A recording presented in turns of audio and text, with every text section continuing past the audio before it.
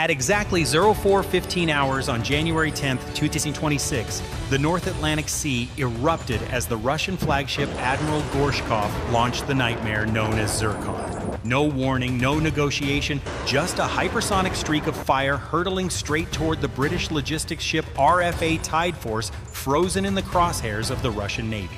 47 seconds, that was the exact time remaining before the missile hit its target coordinates. The British crew only had time to see the deadly streak of light on the radar and realize that all defense systems were hopeless against this speed. Moscow wanted to use this launch to avenge the capture of the Marinera and to prove that Russia could strike NATO at any time. But as the countdown ticked down to the final seconds, another terrifying truth began to emerge. The Russians thought they were the hunters, but they had no idea that in the shadows, an invisible ghost of the US Navy was silently closing in. The hunter was about to become the hunted in a gamble that no one could have anticipated. To understand why a logistics ship like the RFA Tide Force became the target of a Mach 9 missile, we must look at the profile of the one who lit the fuse, the ghost ship Marinera. This was not a random capture, but the culmination of a 4-month pursuit targeting the most important link in the Shadow Fleet, an organization specializing in illicit oil transfers. The ship's peculiarity lies in its evasion techniques. On December 21st, to avoid detection by the USCGC Monroe, it sent 39 fake SOS signals in a row to jam rescue communications. By January 1st, 2026, it took its boldest step, changing its name to Marinera and temporarily flying the Russian flag based on a license hastily issued by the Russian Ministry of Transport on Christmas Eve. The sole purpose to turn the smuggling vessel into Moscow's mobile territory to be escorted by submarines to Murmansk. However, NATO was one step ahead. P-8A Poseidon maritime patrol aircraft from Keflavik Base, Iceland, coordinated with British RC-135W electronic reconnaissance aircraft to verify the ship's IMO identification code 9234567, ironclad proof that it was flying a false flag.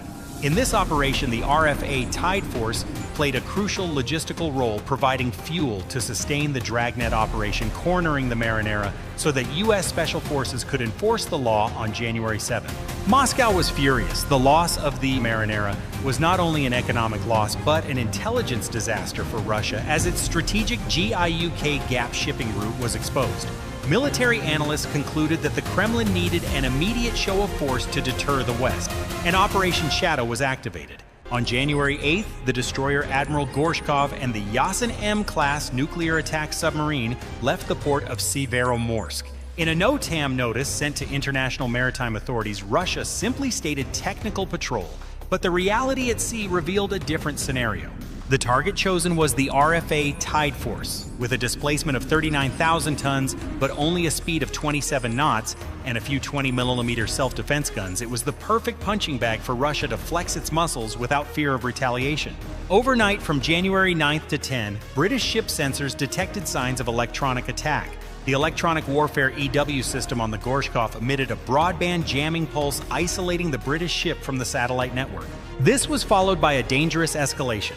Electro-optical sensors on the British ship recorded a Russian Ka-27 Helix helicopter swooping down, performing a provocative buzzing maneuver. Its searchlights shone directly onto the ship's deck, forcing the Tide Force to activate defensive measures such as launching flares and chaff. According to experts, this Russian action had a dual purpose: to exert psychological pressure and to force the British ship to reveal its defensive radar frequency in order to collect data. And then the most frightening thing happened. British passive sonar detected a distinct metallic clank from the seabed. The Yasin M submarine had opened its torpedo tube doors to cut off any retreat. Simultaneously, a cold voice from the Russian ship rang out on the international channel Zircon, loading Mach target 20 anili ahead. NOTAM confirmed. 47-second countdown. Maintain course or face the consequences. In other words, Russia would not fire at the British ship, but they would detonate a hypersonic missile right in front of it. This is any captain's worst nightmare. But pause for a second in this situation. The Tide Force only has a Phalanx CIWS, designed in the 1980s to shoot down subsonic aircraft. The Zircon is approaching at Mach 9. That's a terrifying disparity. So in your opinion, with current technology in 2026, is there any NATO defense system that stands a chance of intercepting the Zircon, or is it hopeless? Leave your opinion yes or no in the comments section. And while we're debating the theory, a third variable has emerged on the ground to change the entire equation. Just when all hope seemed lost, the sonar of the Tide Force suddenly detected an unusual signal, very small and moving swiftly, not matching any Russian data. Two stealth objects were silently approaching from the west. Would they arrive in time before the Zircon left the launch pad? Exactly at 04:15:30 hours, the launch command was given. A pillar of fire tore through the night sky over the North Atlantic. The 3 M22 Zircon missile broke free from its vertical launch system, VLS accelerating wildly to an altitude of 30 kilometers in just a few seconds. Here, the hypersonic scramjet engine activated, propelling the missile to Mach 9, nearly 3 kilometers per second. At this speed, the air in front of the missile is compressed to the extreme, turning into a bright plasma sheath surrounding the warhead. This plasma sheath is NATO's nightmare. It absorbs radar waves, turning the missile on the Tide Force's display screen into a ghost appearing and disappearing, jumping between coordinates. The UK's Phalanx CIWS defense system spun its turret in vain. Captain Harrison only had time to shout over the loudspeaker, "Impact in 10 seconds, everyone duck." Brace, brace! In the sky, the K-27 helicopter held its position. Clearly, Moscow wanted to record these images. Footage of the NATO crew helpless against supersonic power would be a powerful propaganda weapon. There was no direct collision, but the impact was even more terrifying. The Zircon plunged into the sea exactly 20 nautical miles from the bow of the British ship as intended. But at hypersonic speed, the impact with the water created a kinetic explosion equivalent to a high explosive warhead. A giant column of water shot up into the sky like a mountain. The sonic boom followed, immediately hitting the hull of the Tide Force like a sledgehammer, shaking the entire 39,000-ton ship. Technically, Russia had succeeded. The data had been collected, the video had been recorded, and the British ship remained intact as a living witness to the deterrent strike. They thought the game was over with an absolute victory. But just as the Russians were preparing to declare the exercise over, the battlefield situation changed abruptly. The real nightmare was just beginning. The electronic warfare system of the Gorshkov, Moscow's pride and joy, suddenly screamed with collision alarms. The Parliament Redoute radar screen switched from lock-on to jammed. From both sides, two gray ships unlit and without a bridge or superstructure glided out of the jamming zone at an attack speed of 35 knots. These were the USV Ranger and USV Mariner, warriors belonging to the US Navy's Ghost Fleet Overlord. They were much faster than the cumbersome Gorshkov, which could only reach a maximum of 29 knots when fully loaded. They did not appear out of thin air. In fact, the US P-8A Poseidon aircraft had detected the Russian formation early on and coordinated these two robotic vessels to drift passively for 4 hours. It was the very NOTAM test zone that Russia had drawn up that became the cage trapping them. At the same time, beneath the sea, the situation for the Yasin M submarine was equally dire.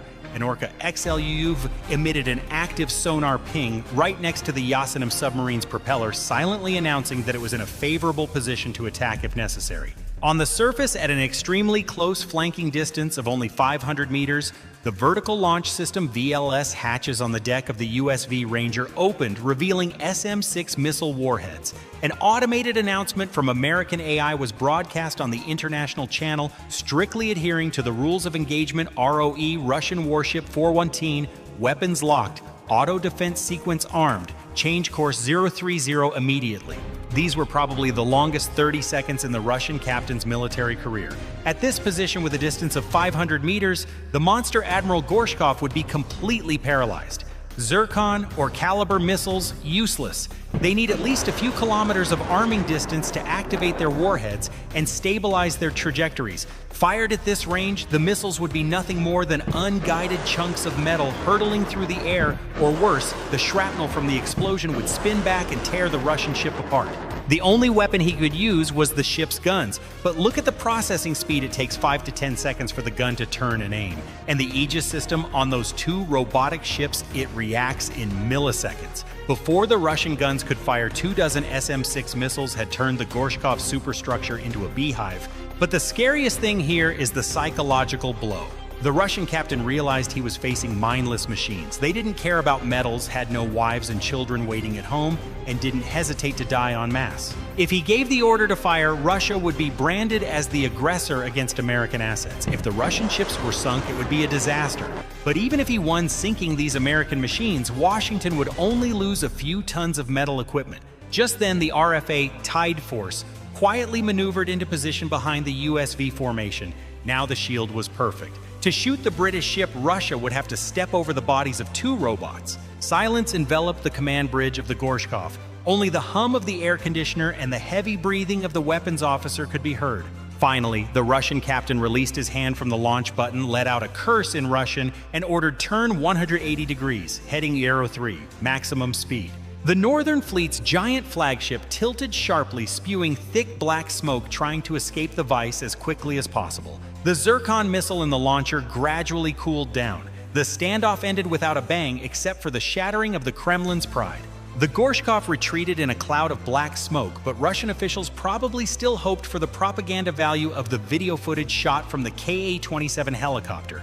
As usual, they would probably edit it to announce that the British ship provoked and was suppressed by Russia. We are all too familiar with this Russian tactic. It's a perfect scenario to save face domestically after the Marinera incident. But they were one step too late. As soon as the Russian ship turned around, the U.S. European Command EUCOM publicly revealed the whole truth. A video compiled from electro-optical sensors on British and American ships laid bare the whole scene. Russian Ka-27 helicopters flying provocatively close to British ships, while they were at rest. Images of the giant Gorshkov ship being sandwiched between two tiny ships, and most painfully, the Russian flagship spewing black smoke as it fled the scene. This video immediately neutralized any potential propaganda efforts by Moscow. However, don't celebrate too soon. Zircon's failure today may only be the end of old naval thinking, but it opens a new and more unpredictable chapter. The hypothesis many experts are raising now is, after this setback on the surface, will Moscow shift entirely to asymmetric warfare beneath the sea? No one can say for sure, but names like the Monster Belgorod or the Doomsday Torpedo Poseidon are being mentioned more than ever. And who knows, maybe the next target won't be warships, but the West's vital internet fiber optic cable systems. Question for you: if Russia really abandons the surface to wage guerrilla warfare under the ocean, will the US Ghost Fleet still have a place? Leave your opinion in the comments below. If you enjoyed this video, please like and subscribe to join me in following the next crazy military chess moves.